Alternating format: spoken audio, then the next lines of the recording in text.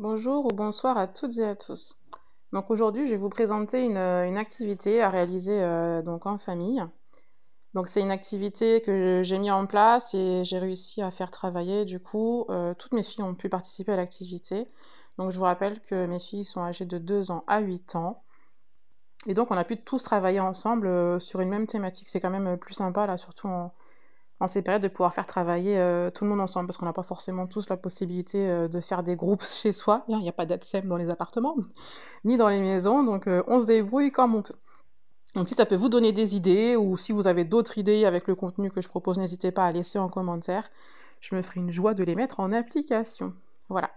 Donc alors, je vous explique le principe. Donc on a travaillé autour de la soupe, principalement, puisqu'on a prévu de faire une soupe ce soir, donc il est question que ce soit les dernières, du coup mes jumelles de 4 ans qui épluchent les légumes, accompagnées de leur sœur et de moi-même d'ailleurs. Et donc du coup le thème de la journée c'est la soupe. Donc pour les plus petits, comme vous pouvez le voir, elles avaient chacune un panier. Donc voilà, si vous n'avez pas assez de panier, des barquettes de glace vide ou toute autre chose, un tupperware, un bol, ça fera tout aussi bien l'affaire. Donc on a travaillé donc sur les couleurs, vous pouvez voir, on a des petites casseroles de couleurs. Donc vous pouvez travailler sur les couleurs, sur les quantités. Donc je vous donne l'exemple du panier qui est devant moi. Il fallait prendre 4 tomates.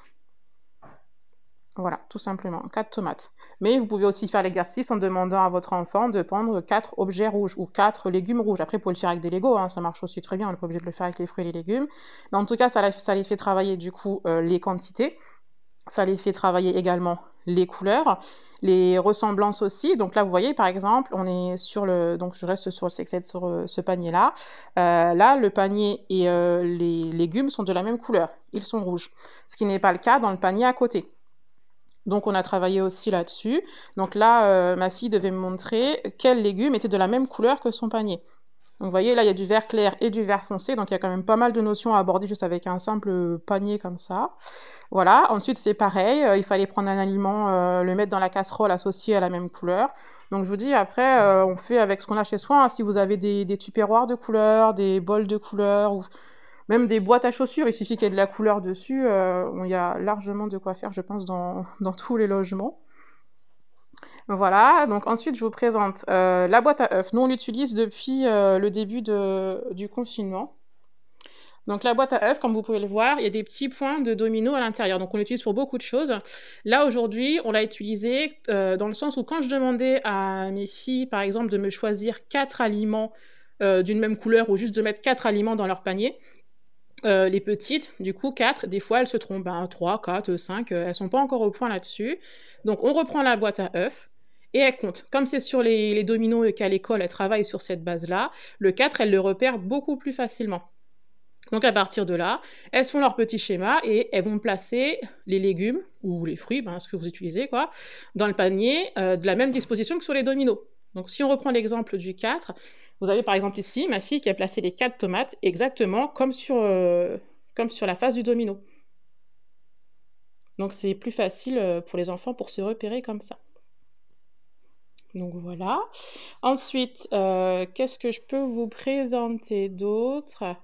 Donc après, voilà, donc on a travaillé, vous voyez, il y avait quand même de quoi faire, on a pris tout ce qu'on avait dans la dinette. On a aussi le sel et le poivre. Donc après, ce que je leur ai demandé de faire à chacune, c'était de mettre des légumes dans leur panier pour réaliser une soupe qu'on va faire ce soir. Donc vous pouvez faire plusieurs exercices, hein. Donc il y a des fois où je leur demandais de prendre 5, comme je vous disais, 5 aliments, de les mettre dans leur panier, ou de prendre 5 légumes rouges, de les mettre dans leur panier, ou de ne mettre que 3 choses. Voilà, vous pouvez travailler sur les quantités, sur les couleurs, ça les fait travailler aussi la mémoire. Parce que moi, j'ai demandé, par exemple, à mes filles de me mettre... Donc, je leur donne la consigne 1 fois, 2 fois, 3 fois. Une fois qu'elles sont sûres, je ne leur donne pas la consigne, je les laisse faire l'exercice. Donc, vous pouvez leur demander de mettre, par exemple, une tomate, une pomme de terre et une carotte dans le panier. Donc, ça a l'air de rien dit comme ça, mais moi, mes filles, elles ont quand même réussi à se tromper. Donc, après, elles sont encore petites, hein. Les jumelles, elles viennent d'avoir 4 ans. Et bon, je pense qu'au niveau de la mémoire, voilà, là j'ai travaillé avec 2-3 légumes. À la fin de l'exercice, on est arrivé presque à 4, elles se trompaient plus. Mais bon, vous voyez, du coup, juste avec le peu de matériel qui est là, on peut travailler pendant un bon moment et plusieurs jours. Voilà, donc ça c'était pour la partie des plus petites. Alors maintenant pour les 2 plus grandes, je vais vous montrer ce qu'on a fait.